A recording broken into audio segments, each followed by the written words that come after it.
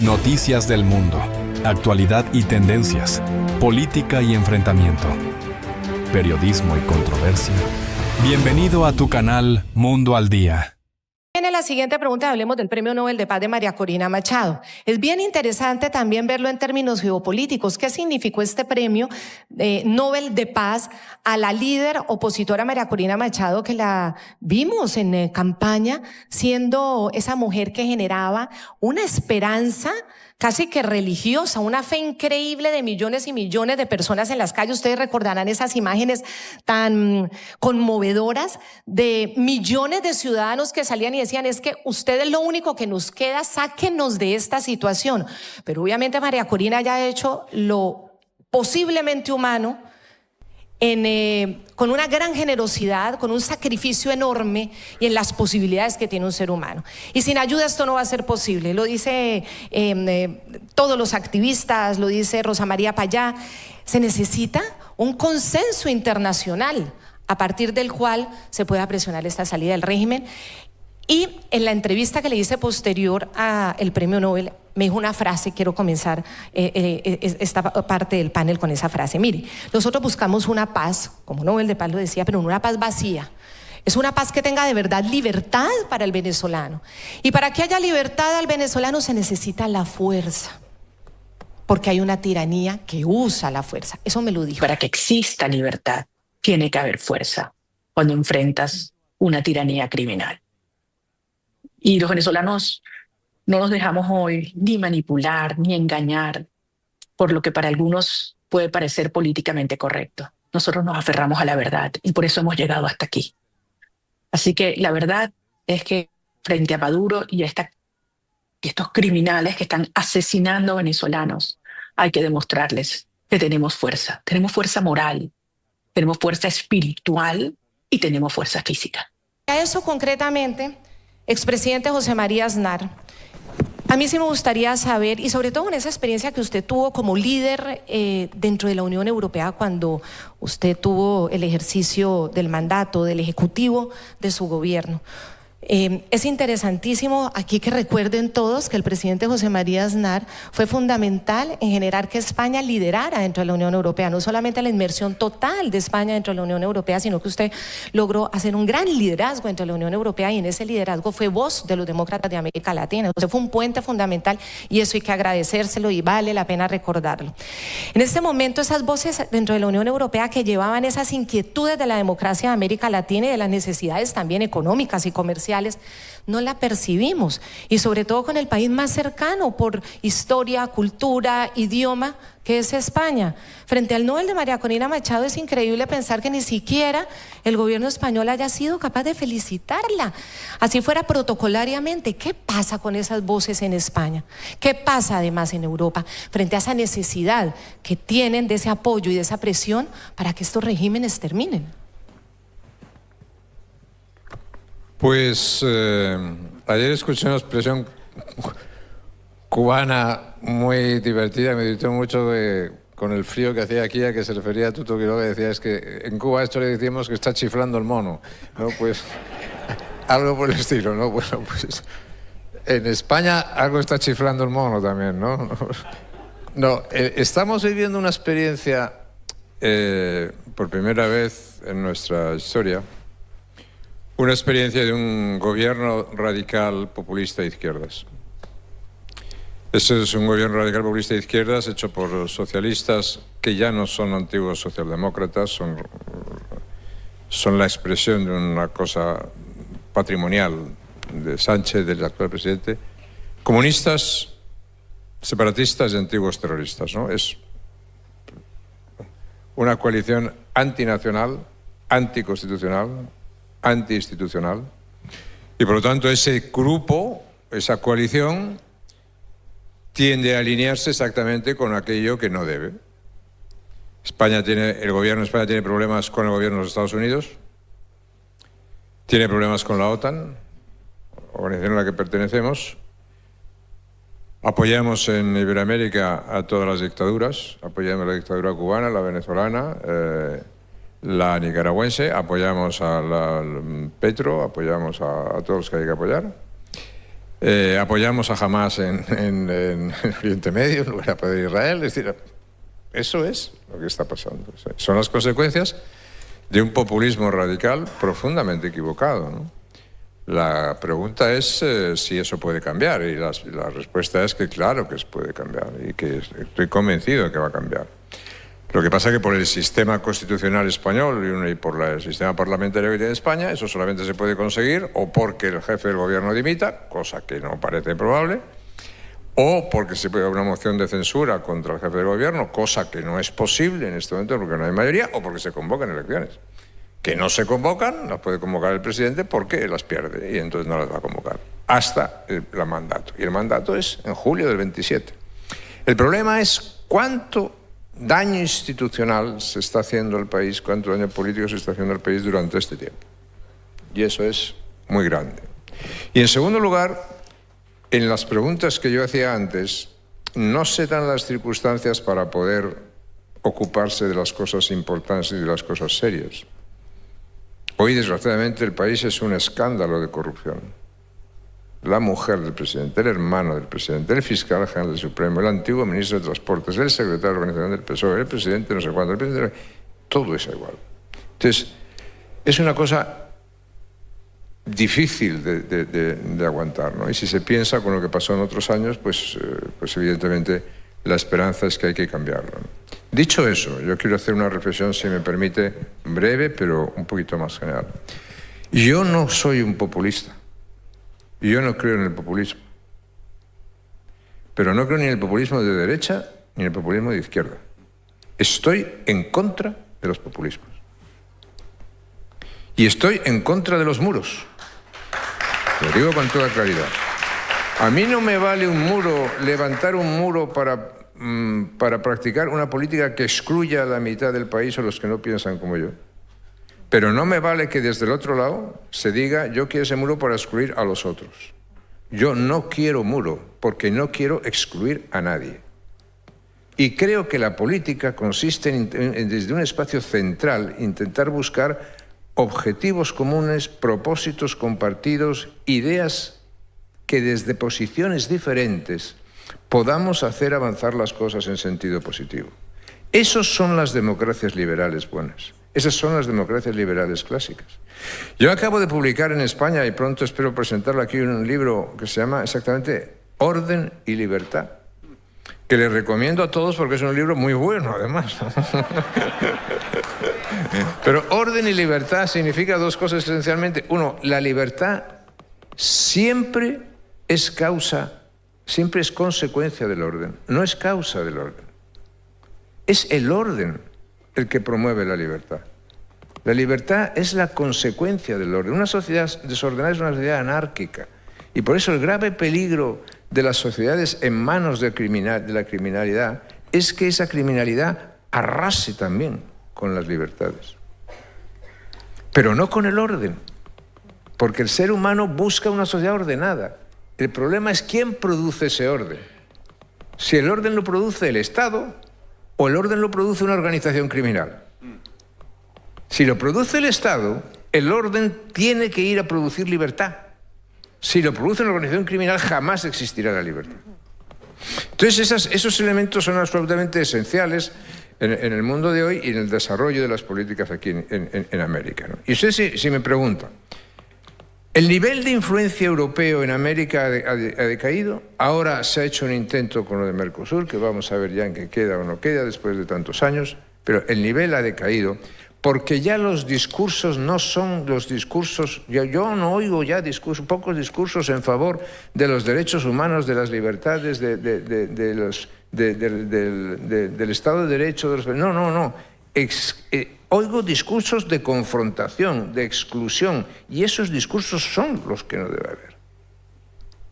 Entonces, a mí me gustaría que aquí en América se determinase fundamentalmente si existe una política global más allá de hechos concretos, más allá de hechos individuales, que determine efectivamente que vamos a avanzar en ese criterio, en esa idea, hacia un mundo que recupera el concepto de la democracia, que recupera el concepto, los valores morales de la democracia, ¿no? Me gustaría verlo, pero no lo veo todavía. Y no sé si se va a producir. Lo cual no quiere decir que no se puedan producir avances aquí o allá. Digo que necesitamos ese tipo de política.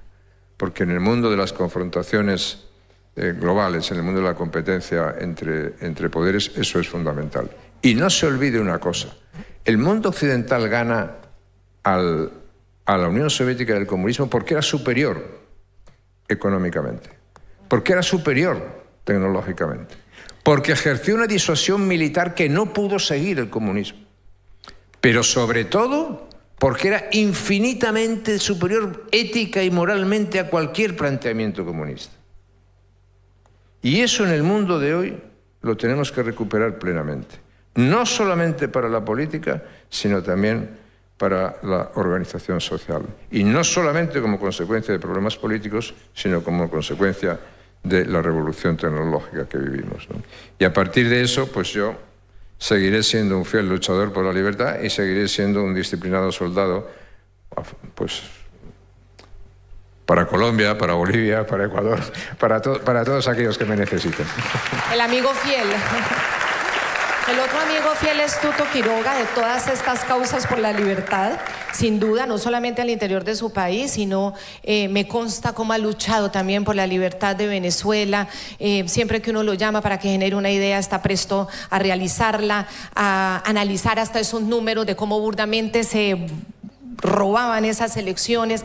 Siempre ha estado ahí, expresidente Tuto Quiroga. Y hablando de ese concepto de el orden fundamental para la libertad, mientras esté en manos de criminales, pues es muy complejo, porque es un imposible, sobre todo porque la criminalidad entiende el lenguaje de la fuerza, porque así es como se mantiene, así es como domina, así es como, bueno, hemos sido víctimas en América Latina de esa criminalidad. Mientras está este despliegue, como decimos, sin precedentes en el Caribe y Estados Unidos mostrando los dientes, mostrando esa capacidad de fuerza que tienen, quienes han sido aliados o cercanos a la misma causa, como es el presidente de Brasil, Lula da Silva, a la causa de ellos, a la causa de mantener estos regímenes en el poder, dicen y plantean nuevamente una negociación.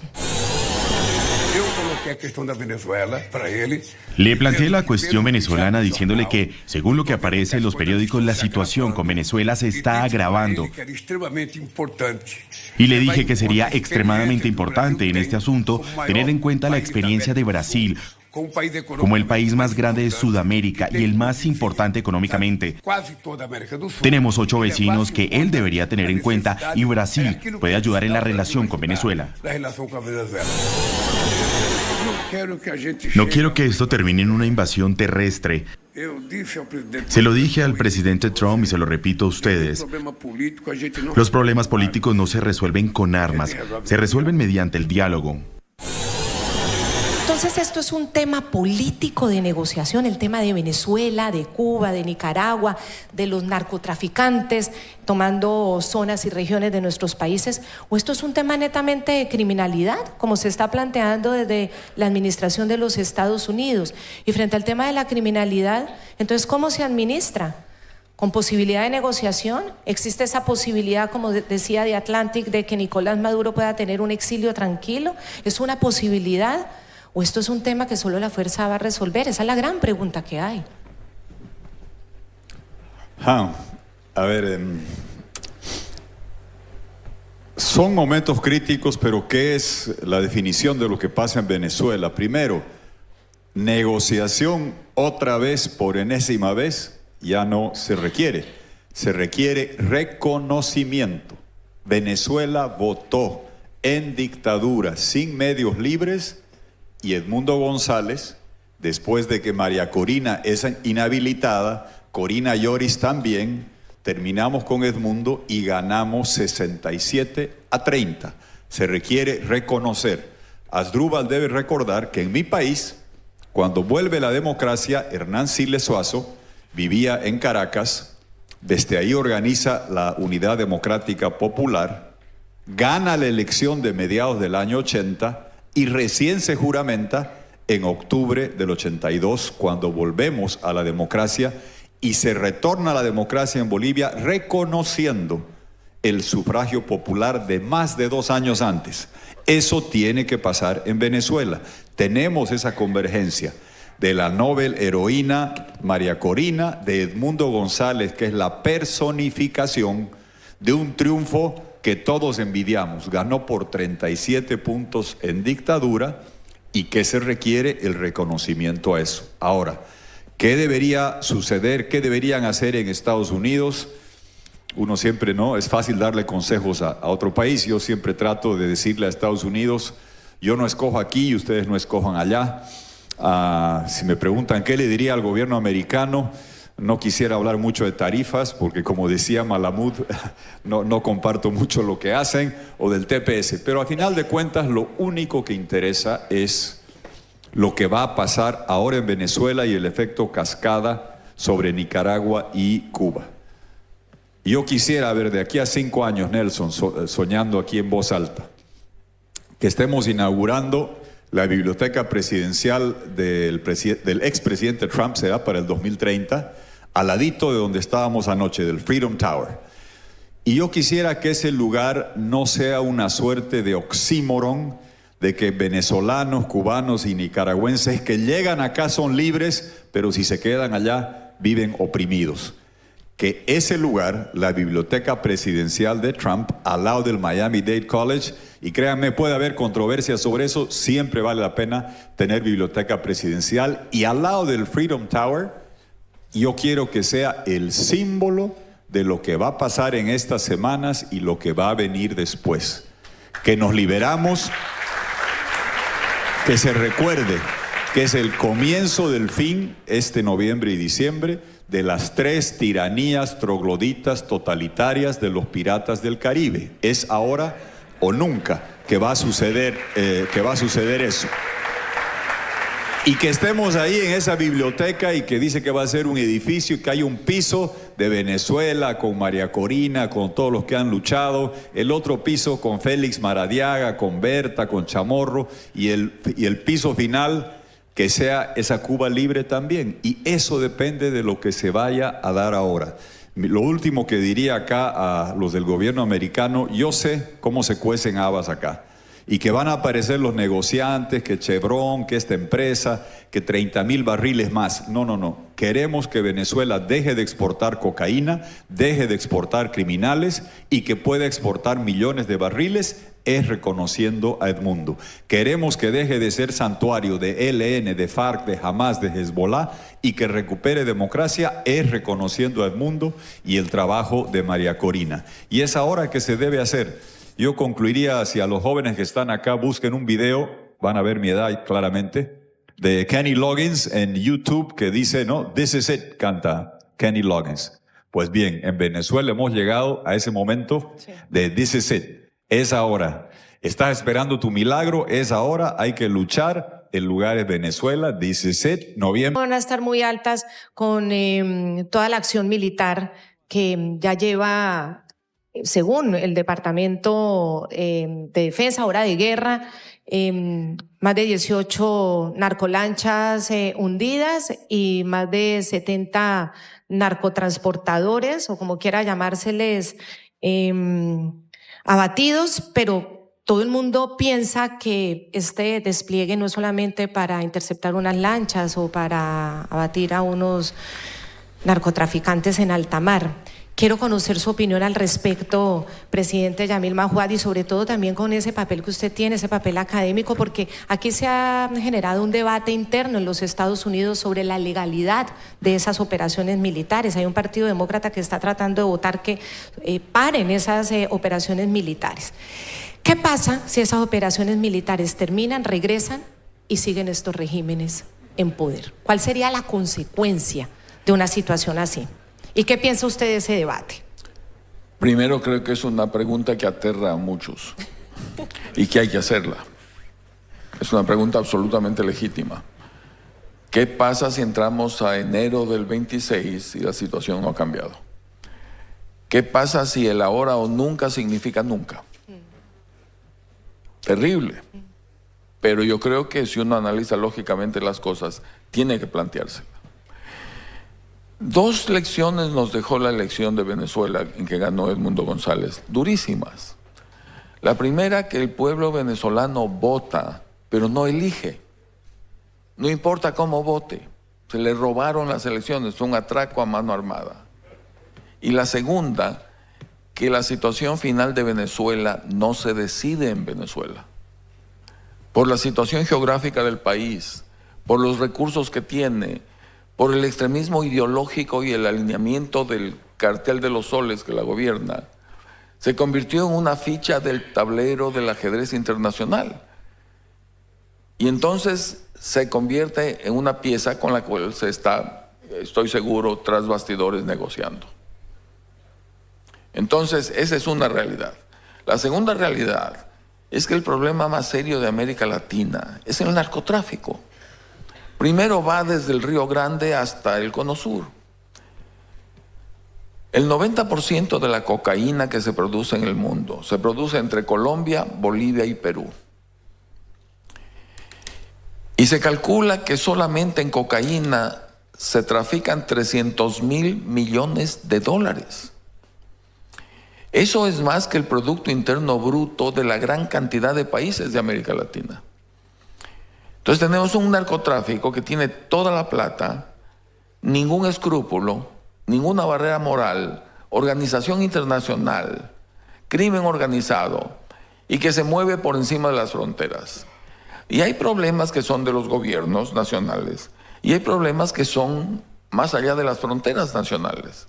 El calentamiento global, pandemias como el COVID. El narcotráfico es uno de esos.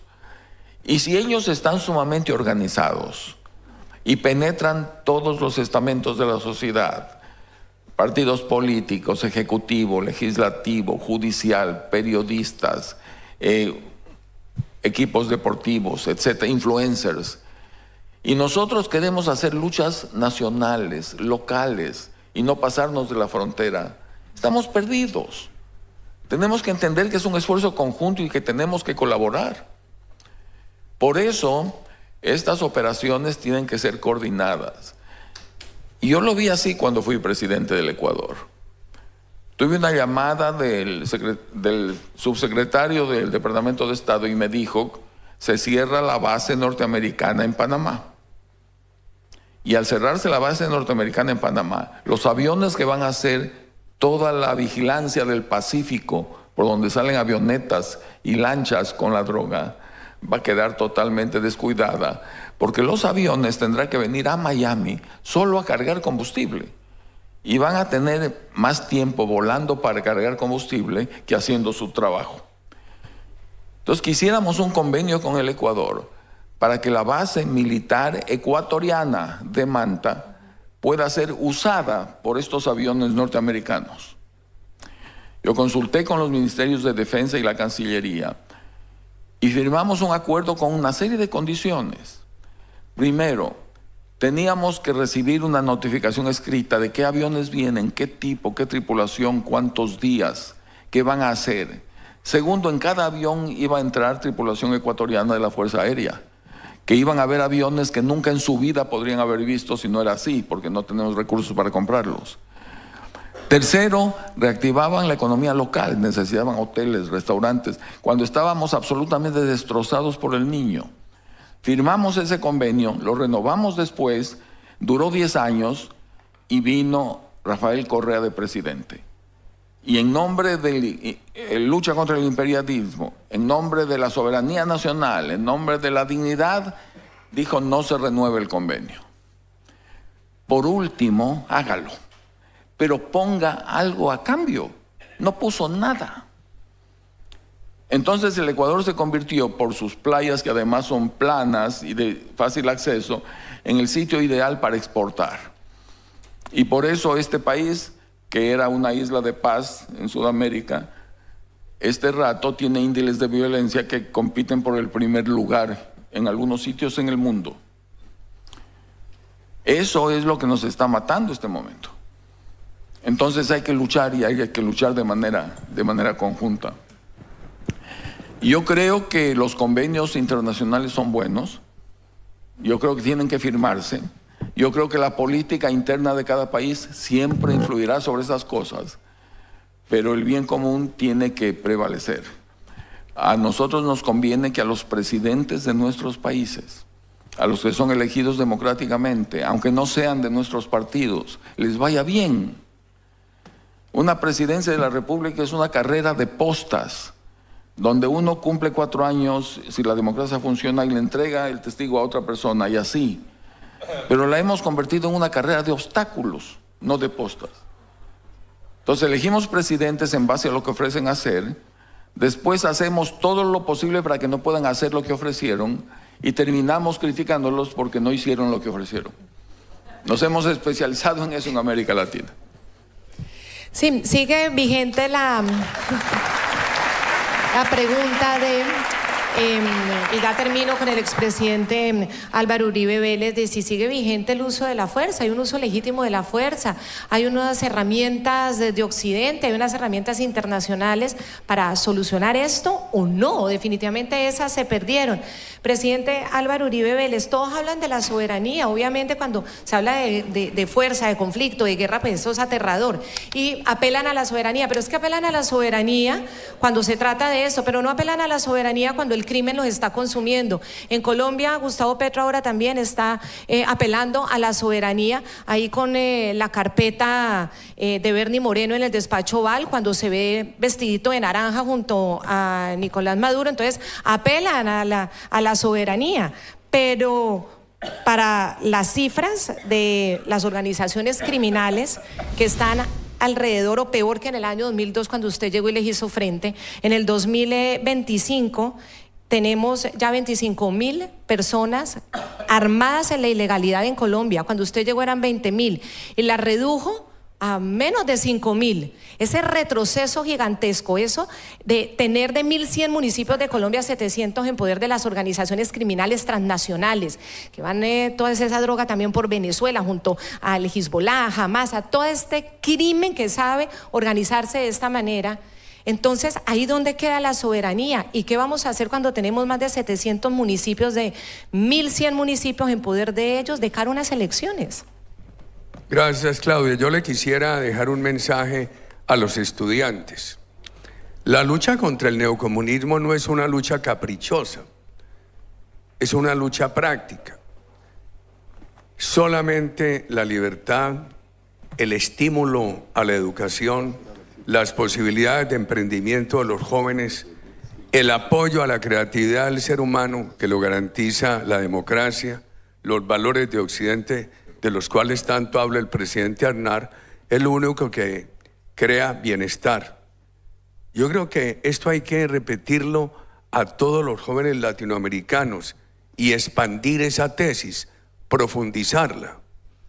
A mí me decían, bueno, pero es que los jóvenes colombianos tienen el mismo problema de los jóvenes cubanos y venezolanos. Sí, pero los jóvenes colombianos tenían libertad. Y la libertad permite resolver todos los problemas sociales, mitigarlos, avanzar por un camino de construcción de equidad. Jóvenes, cuando nosotros hablamos de emprendimiento privado, no es un fin, es un medio para resolver problemas de pobreza y de inequidad, el uso de la fuerza.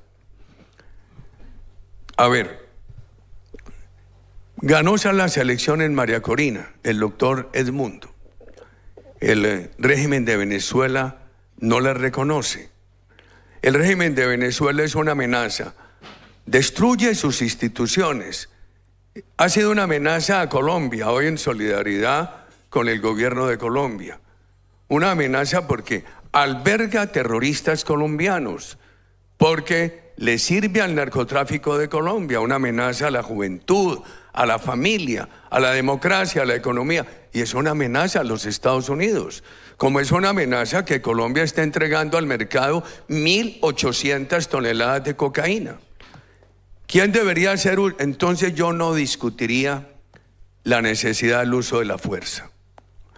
Primero deberían ser las Fuerzas Armadas de Venezuela, las que su tarea es hacer cumplir la Constitución, proteger la Constitución y de contera proteger a los ciudadanos y a sus derechos. No lo hacen. porque están o sobornados o los llevan a las cárceles. Ojalá haya una reflexión.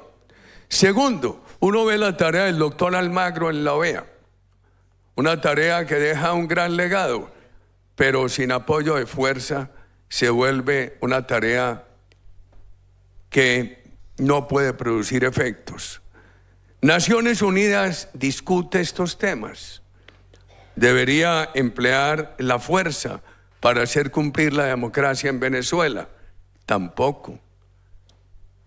Es bien discutible la tarea de Naciones Unidas en estas materias. Entonces, ¿qué puede hacer un país como los Estados Unidos, que dice, allá tienen unos grupos terroristas que afectan la seguridad de los Estados Unidos? Allá los gobiernos de Venezuela y Colombia están permitiendo que miles, el 70% de la cocaína del mundo se produzca en Colombia, un altísimo porcentaje salga al mercado internacional, afecte la seguridad de los Estados Unidos, afecte las familias, afecte la juventud de los Estados Unidos. Yo pregunto, ¿qué hace un gobierno cuando hay de por medio esas amenazas contra su seguridad, contra sus familias, contra su juventud? Tiene que reaccionar. ¿Qué tal entonces la cifra? Mire, están saliendo tantas toneladas de cocaína. El gobierno de Colombia no hace nada efectivo para frenar eso. Maduro facilita la salida y entonces pedirle a un gobierno que se quede quieto. El ideal sería Naciones Unidas, una fuerza internacional, pero a falta de eso, los gobiernos tienen que llenar vacíos. El tema es difícil, pero yo digo, yo sí prefiero la derrota del narcoterrorismo que siga avanzando el narcoterrorismo y creando esta soberanía de los criminales. Muchísimas gracias a los expresidentes, muy amables, y a todos ustedes por estar aquí escuchándonos.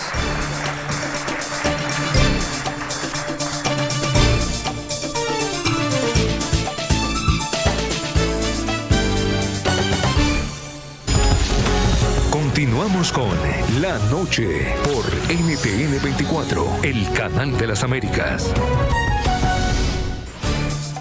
Gracias por esta convocatoria y gracias por la oportunidad de dirigirme a ustedes todo este tiempo. Prácticamente los 10 años de la organización en la que fui su secretario general son los 10 años de IDEA. Y esa coincidencia de trabajo que tuvimos siempre, esa mancomunión de intereses, esa vocación de encontrar espacios de democracia y fortalecer los espacios de democracia en la región fueron fundamentales. Porque a veces en la región especialmente, pero en el mundo en general, se piensa algo que Daca Mariolt alguna vez tomó en sus manos. Probablemente el multilateralismo no logre que la gente viva en el cielo, pero sí logra evitar que muchos vayan al infierno y vivan en un infierno. Y verdaderamente se hicieron procesos importantísimos de transición democrática, de transición electoral, de aplicación de la Carta Democrática en artículos 17 y 18 para lograr gobernabilidad, para lograr estabilidad en gobiernos que estaban afectados por crisis. Pero también algo que en ese momento era muy importante, hace 10 años, porque veníamos entrando en un proceso de normalización de las dictaduras. Normalización de la dictadura cubana, normalización de la dictadura venezolana, y íbamos al proceso nicaragüense también. Bueno, se aplicó el artículo 20 de la Carta Democrática para declarar la alteración del orden constitucional en esos países y deslegitimar a esos dictadores. Y verdaderamente no es poca cosa la deslegitimación de los dictadores. Tuvo efectos inmediatos y tiene efectos patrimoniales, efectos de sanciones, precios a la cabeza, tiene tuvo una dinámica de acción que verdaderamente logró resultados importantes. Estamos hoy en este evento que habla del final de las dictaduras. Y el final de las dictaduras no es en automático, no pasa por sí solo, no pasa solamente con la conceptualización de las ideas que diga estas dictaduras tienen que terminar. Verdaderamente se requiere lo máximo de nosotros para que sea así, pero lo máximo de todos en la región.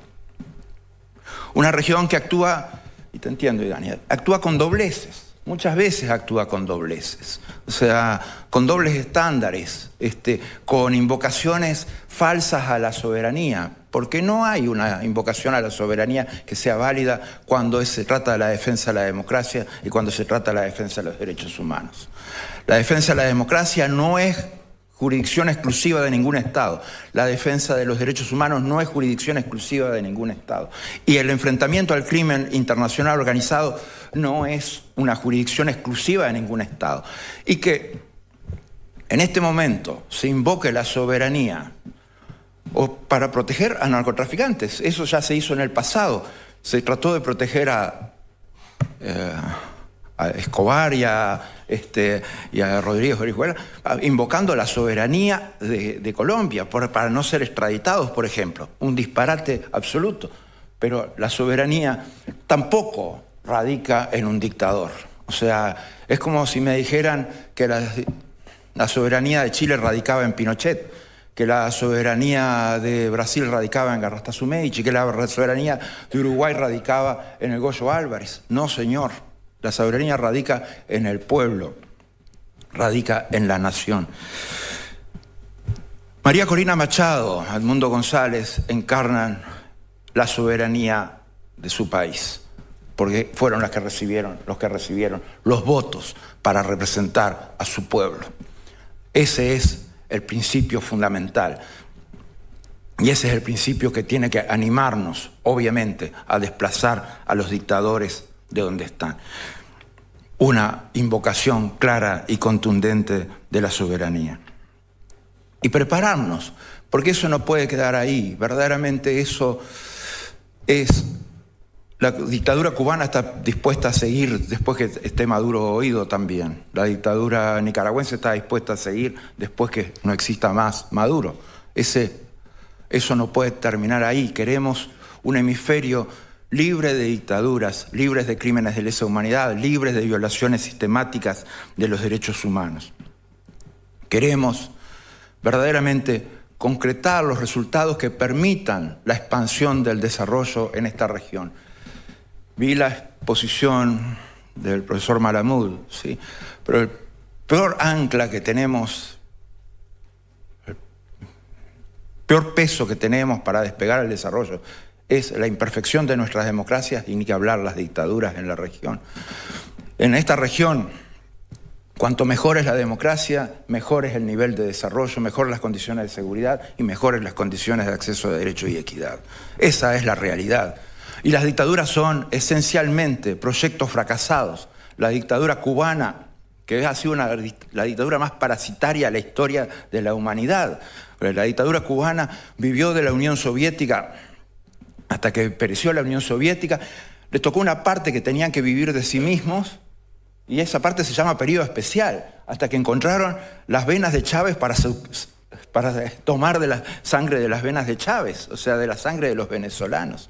Esa es una dictadura absolutamente parasitaria, una dictadura jinetera de la peor especie. Y esa dictadura verdaderamente es la que tiene que terminar de todas, para que terminen las dictaduras en esta región.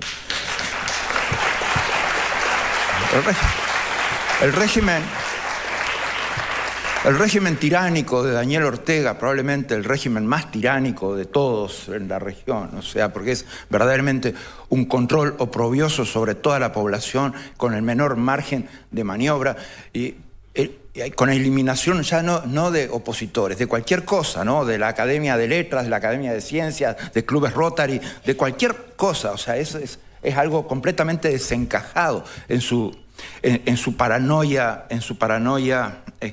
represiva. Y volver, siempre tenemos que volver a las fuentes. O sea, nunca nos podemos olvidar de la dimensión humana que tenemos que tener. Porque verdaderamente hay gente acá que sí que sabe lo que es la vida de un preso político o lo que es la vida de un familiar de una víctima asesinada por una dictadura o lo que es un torturado. Lo que es un minuto en la vida de esas personas, que es un peso inconmensurable. Yo no lo puedo concebir, no lo puedo terminar de conceptualizar. Y eso es lo que uno siente cuando tiene la cabeza bajo el agua en una dictadura. Si la dictadura de mi país todavía, yo crecí de los 10 años hasta los 22 prácticamente en una dictadura. O sea, si esa dictadura continuara en mi país, como continúa la dictadura cubana, como están viviendo hace más de 20 años de dictadura venezolana o con las alternativas nicaragüenses. O sea, las vidas que se arruinan, el espacio humano que se arruina, pero los niveles de crecimiento espiritual, económico, social que se arruinan bajo el paraguas de una dictadura. Entonces, es nuestra obligación moral. Esas dictaduras están vinculadas hoy al narco. El primer narcoestado en esta región fue, para variar, Cuba. O sea, que obviamente con la ejecución de 10 héroes de la revolución salió del paso. Pero fue el primer narcoestado de la región. Y después resulta que todos sus principales asociados, sean FARC, ELN, el régimen bolivariano, todos están en el narco, pero ellos no. O sea, no, eso no existe. Eso es absolutamente una dicotomía que no se puede aceptar.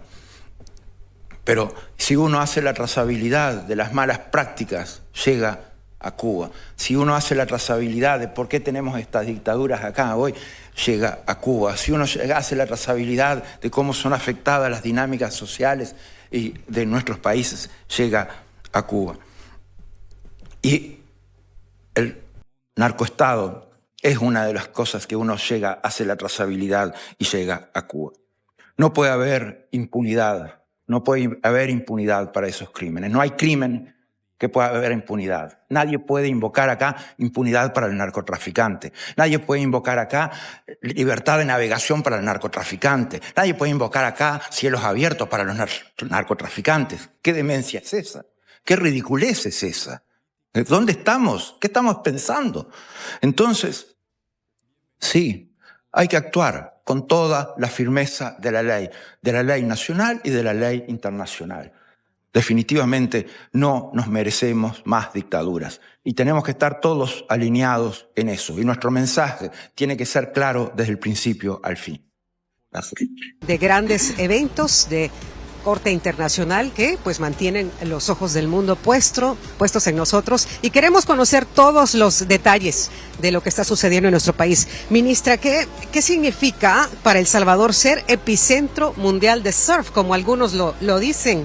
Bueno, primero decirte que nosotros estamos enfocados obviamente en esta estrategia ancla que es Surf City, pero eso no quiere decir que no veamos los otros destinos turísticos.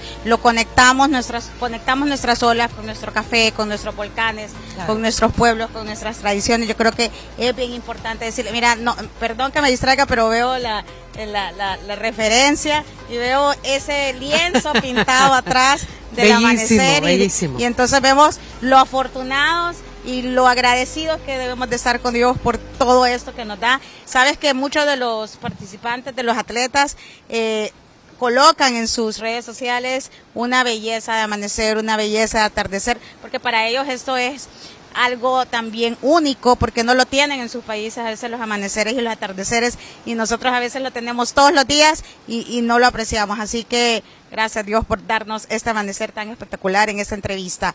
Y importante decirte que para nosotros también estamos desarrollando dentro de la estrategia Surf City, para poder ser epicentro del surf, también preparar todas las condiciones básicas para recibir estos visitantes, tanto nacionales como internacionales. La industria del surf, según datos estadísticos del último estudio que se ha hecho, representa alrededor de 50 millones de surfistas alrededor del mundo. Y además genera muchos billones de ingresos de divisas en dólares en muchos de los países que se han dedicado precisamente al cuidado de la ola y obviamente a aprovechar este recurso natural que es la ola. Tener buenas olas para surfear es único. Y además de eso decir que El Salvador por su condición geográfica es que la tienes y sobre todo se impresionan los surfistas que vienen por primera vez a El Salvador de ver que todos los días tienen olas, que no hay ningún día en que no puedan precisamente correr olas. Y también lo importante es decir que El Salvador tiene para aquel que quiere o aquella que quiere tener la experiencia por primera vez. Ayer veíamos a muchos porque estamos dando clases de surf gratis, a ver si te animas. Astrid, yo creo que es en la marea baja, así que prepara ahí a tu outfit para la primera clase de surf. Y precisamente es lo que estamos haciendo también, incentivando esa cultura del surf, porque no solo es el deporte, es la cultura del surf. Ahí te veo que ya estás viendo a los primeros surfistas ingresando, están pasando, o sea, se levantan súper temprano, son súper disciplinados, a diferencia de lo que puede pensar que antes, que ser surfer era como ser así bohemio o qué sé yo, pero no, de verdad, son súper disciplinados. Para estar en el agua debes de tener una gran disciplina y lo importante también es que tenés que poseer servicios, por supuesto, para ellos. Por ejemplo, se levantan temprano, el hotel o el restaurante que está cerca del hotel tiene que estar lista con fruta, con café, con precisamente una dieta nutritiva que tiene que ver con el régimen o la parte nutritiva que tienen los surfistas. Así que ellos ya se están preparando. Hola, ella es una de las campeonas de surf, española, súper buena. Y ellos vienen y de verdad se levantan con una gran sonrisa porque saben que van a tener olas aquí en El Salvador. Se quedan cerca de este lugar en donde es para los atletas. Tenemos 100% de ocupación en toda la zona alrededor. Lleno, y los restaurantes también nos reportan estar llenos todos los días, desayuno, almuerzo y cena. Además el servicio de transporte turístico, porque muchos van a otros destinos, sobre todo los familiares. Nos han pedido mucho conocer el lago Ilopango, como te decía, porque como ahí también pueden hacer SUP y hacen vela también, que es otro deporte que le estamos incentivando, y además les gusta hiking y caminar en las montañas y cascadas, entonces los han visitado, así que han ido tanto al Boquerón como al volcán Ilamatepec, y luego de terminar este torneo han pedido ir al centro histórico. Es decir, vamos conectando todo. Además muchos han visto que también tenemos montañas majestuosas o lugares verdes en la zona norte de Chalatenango, entonces van preguntando por esos destinos que también se van posicionando en las redes sociales. Recordemos que ahora las redes sociales es la nueva forma de comunicar, de posicionar, así que por eso siempre estamos incentivando a todos los empresarios turísticos que se promocionen, que se incentiven, que se ordenen, porque lo peor que nos puede pasar es que van a un sitio turístico, a un establecimiento turístico, por ejemplo de comida, y no se tenga una certificación de registro sanitario y se enferme esa persona, y de los 15 días que se quede, 5 días pase enfermo. Entonces es parte de todo este aprendizaje, capacitar a nuestros empleados en un segundo idioma también. Estas son de las cosas y de los retos que tenemos precisamente hoy en día, y estamos trabajando en conjunto con la Cámara Salvadoreña de Turismo. Justamente ayer inaugurábamos una rueda de negocios, El Salvador Travel Market, con más de 100 turoperadores mayoristas que están enlazando con turoperadores de aquí de El Salvador, que vienen y traen grupos de Europa, Asia y Estados Unidos. Es parte de toda la promoción que estamos haciendo y posicionamiento en conjunto con la empresa privada.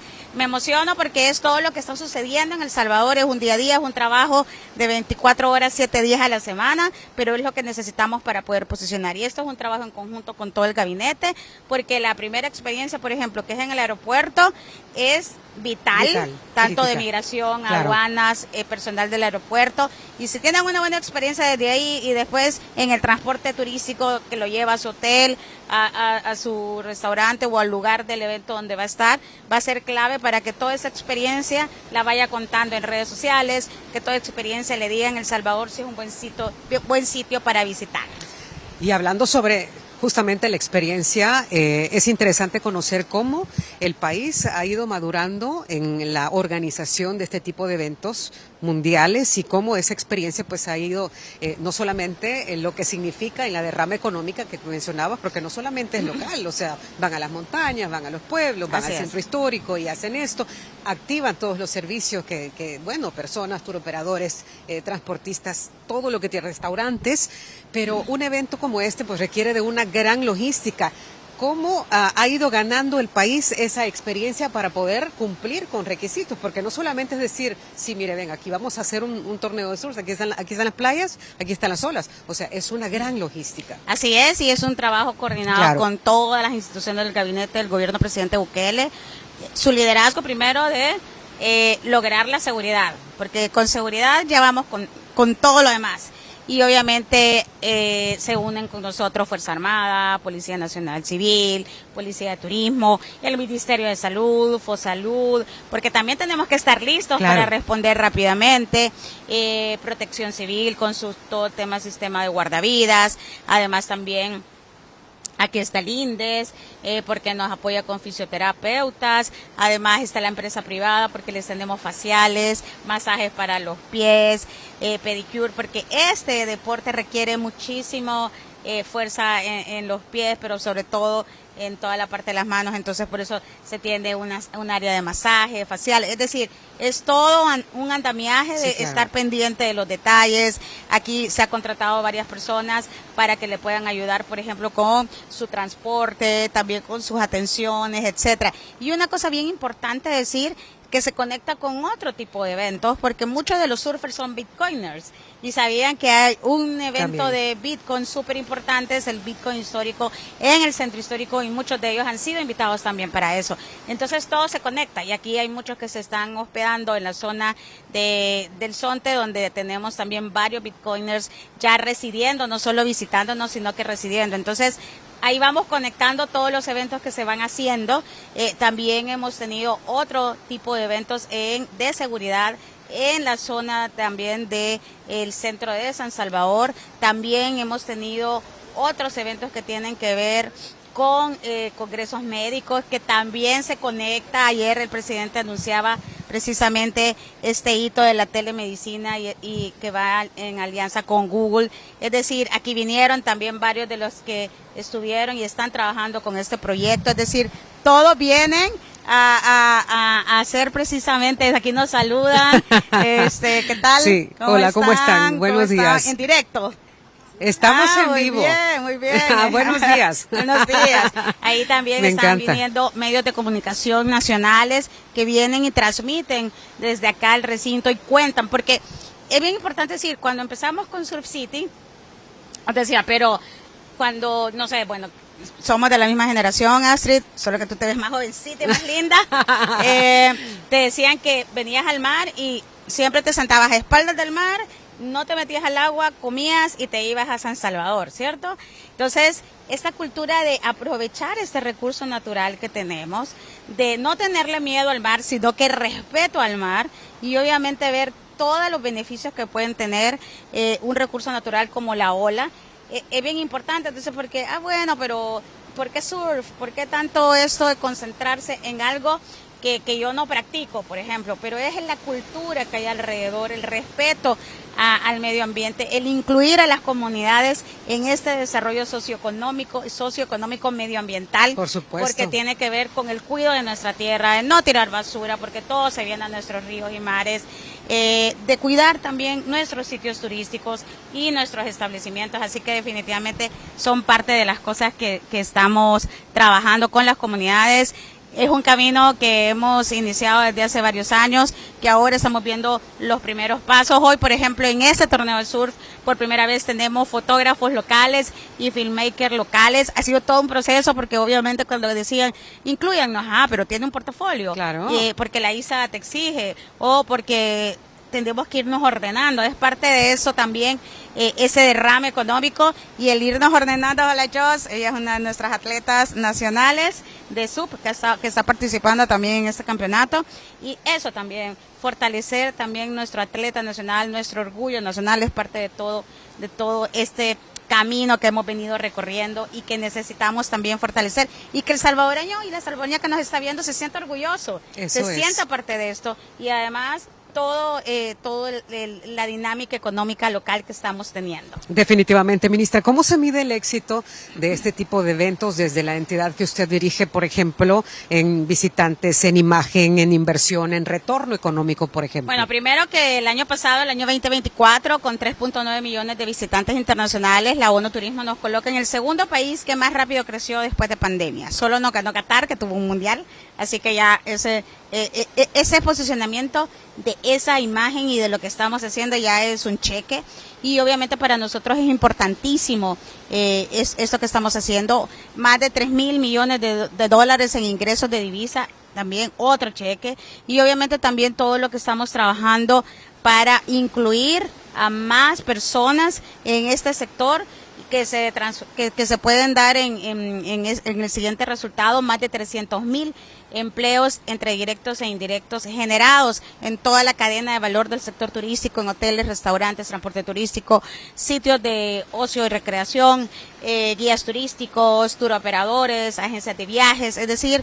y eso sin contar los empleos que se generan alrededor de la industria, es decir, artesanías, moda y turismo. Ahora está, sí o no, está habiendo muchos, por ejemplo, iniciativas de moda. Claro. Ayer había un evento de moda justo en el centro histórico, y todos eligen sitios turísticos o sitios turísticos culturales para hacer sus desfiles de moda. Se está impulsando eso. Además, todos los servicios alternos que necesitan, por ejemplo, un turista de salud, de bienestar, de wellness, de belleza, todos necesitamos eso.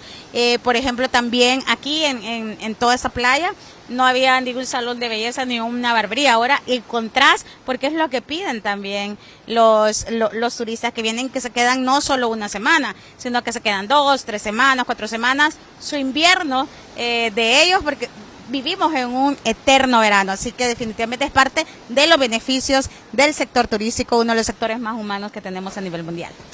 Ministra, ya no encontramos alojamiento y muchos han tenido que irse precisamente a San Miguel para dormir, porque no han encontrado cerca en la zona. Recordemos que también viene el Carnaval de San Miguel, entonces ya los hermanos de la diáspora han reservado, ya están varios en la zona oriental, disfrutando también de la seguridad. Yo quiero enfatizar en eso, vernos a nuestros amigos del SEM, que también nos apoyan, es parte de todo este trabajo encomiable que hace el gabinete del gobierno del presidente Bukele, y de verdad agradecida con todos, porque son equipos que se levantan muy temprano, están atentos a una respuesta rápida 24/7, es decir, esto de verdad es gracias a la voluntad también y el trabajo de todos los equipos del gobierno, pero sobre todo de ese entusiasmo y de esa voluntad del pueblo salvadoreño siempre de dar lo mejor de sí. Es parte de lo que nos caracteriza como buenos anfitriones, nuestra calidez y nuestra disposición,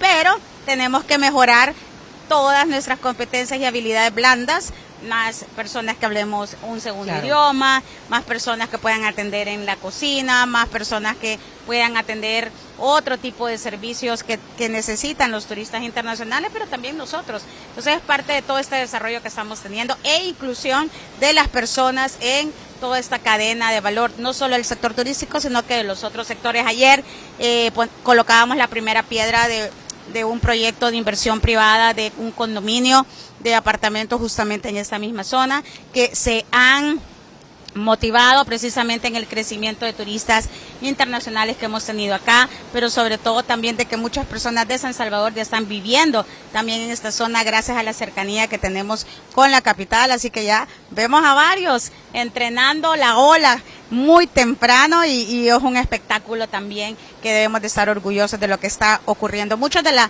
hermanos de la diáspora cuando me ven me dicen: ministra, antes solo malas noticias se escuchaban de de nuestro país. Ahora vemos olas, vemos surf, vemos café, vemos montaña, vemos pueblos tradicionales, vemos cultura, vemos gastronomía y es parte también de todo el esfuerzo que estamos haciendo. Por supuesto. ¿Y cómo se incentiva desde su cartera, ministra, justamente para impulsar a estos atletas, por ejemplo, que vienen acá en estos torneos a participar, pero que también realicen otras actividades, los que mencionábamos, como probar gastronomía, cultura, naturaleza y realizar pues más actividades más allá del torneo? Primero porque lo ven en redes sociales. Decirte que ellos ya vienen con un itinerario y nos dicen, queremos conocer, dicen que hay un volcán súper bonito, que se ve el cráter, entonces ya sabes, volcán Ilamatepec. Que hay un tobogán en el volcán de San Salvador, ya sabes a dónde vas. O que hay un restaurante de San Salvador en donde tenés la vista panorámica de la ciudad. Entonces ya sabes, o quieren ir a ver también la Biblioteca Nacional, que ese es otro de los sitios que más demandados de los turistas internacionales, porque quieren ir a ver también el cambio y el progreso que se ha tenido en una de las ciudades que antes era de las más peligrosas del mundo y ahora son de las más seguras del mundo. Entonces ellos ya te van recomendando porque lo van viendo también en redes sociales, por eso es importante que todos los sitios y establecimientos turísticos se promocionen, se posicionen pero sobre todo le den una buena experiencia al turista, tanto nacional como internacional, para que ellos lo coloquen en las redes sociales, para que ellos den su review, como dicen, en las plataformas digitales, porque ahora las nuevas generaciones, Astrid, no era como nosotros, que tardaba un montón para llegarle el feedback, le llega en el momento y en vivo, precisamente al establecimiento turístico o al establecimiento de servicios que demos aquí en El Salvador. Así que por eso todos somos anfitriones, todos debemos pensar que cuando atendemos mal a alguien o cuando tiene una mala experiencia, no es nuestro establecimiento, no es nuestra persona, es el país, El Salvador. De hecho, ese es nuestro eslogan, ministra, tierra de anfitriones. Así es, tierra de anfitriones. Porque una de las grandes cosas, he tenido la oportunidad, usted sabe, de trabajar muy de cerca con el tema turístico también, en algún momento. Yo sé, y nos has ayudado muchísimo, claro, gracias. Se siente tan bonito cuando el turista extranjero platica contigo y te dice, y tú le preguntas, ¿qué es lo que más te gusta de El Salvador? La calidez. Ese es el número uno. Siempre te dicen que la calidez, porque somos sonrientes, porque somos cálidos, pero yo siempre voy a insistir, no solo se requiere la calidez, tenemos que tener competencias y habilidades blandas para poder atender al turista internacional. No, mira, es que de verdad ya nos cambiaron los colores, ahora estamos con el dorado. Bellísimo, bellísimo. Esto ya más no nos podemos quejar. Ministra, no todo es surf, también hay muchísimos otros eventos que están ocurriendo en estos momentos. Por cierto, hay un torneo internacional también de pesca del marlin. Cuénteme un poco sobre eso. Ese fue, ya terminó justamente el miércoles y este fue en Costa del Sol y estuvimos acompañándolos. Decir que rompieron récord también de participantes. Tuvimos más de Estados Unidos, por ejemplo, y estaban impresionados de la calidad de la pesca que tenemos aquí en nuestras aguas y en toda esa zona, y obviamente es no solo en la Costa del Sol, sino que también en la zona oriental, en donde tenemos buen mar para pescar, y también en la zona occidental, así que es parte también de todo lo que estamos impulsando. Decir que este mes de noviembre vamos a tener por primera vez en El Salvador la conferencia de mujeres líderes empresariales del sector turístico de ONU Mujeres. También por primera vez en El Salvador, entre finales de noviembre y principios de diciembre, vamos a tener el Get Forum, una reunión del Banco Interamericano de Desarrollo en donde atraen a los principales inversionistas y el desarrollo de la atracción de inversión. También en las primeras semanas de diciembre vamos a estar participando en el Aviation Day. Por primera vez va a estar en El Salvador este evento tan importante de las aerolíneas y de los principales decisores del mundo de la aviación. Así que estamos teniendo eventos importantes en El Salvador. Magnífico. Hay otra competencia también que tiene que ver con golf. Así es, ahí estamos teniendo también este enlace entre golf and surf. Estuvimos el fin de semana pasado en el segundo torneo internacional de golf and surf en uno de los clubes que tiene 18 hoyos en su campo de golf.